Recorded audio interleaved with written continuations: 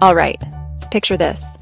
A buttery, fluffy omelet packed with sweet, tender lobster. Sounds fancy, right? But trust me, you can totally make it at home, and I'm about to show you how. First off, you need cooked lobster. If you're feeling extra, grab a live one and steam it, but honestly, store-bought works fine. Just make sure to chop it into bite-sized pieces. Now, crack 3 fresh eggs into a bowl. Add a pinch of salt, a crack of black pepper, and whisk it up until the eggs are one smooth, golden color. Heat a non-stick pan over medium-low and toss in a generous knob of butter. Let it melt. Don't rush this part. You want that gentle sizzle. Pour in your eggs and tilt the pan so they spread out nice and even. Here's the trick. As the edges set, use a spatula to gently push them toward the center. Let the raw egg fill in the gaps. This keeps your omelet super soft and creamy. When it's almost set, but still a little glossy on top, scatter your lobster over one side.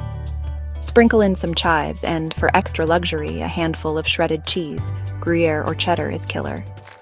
Now, fold the omelet over the filling. Slide it onto a plate and finish with a touch more butter on top. That's it. You've just made a lobster omelet that'll blow your mind and probably impress anyone lucky enough to be around. Go ahead, dig in. Breakfast just got a serious upgrade.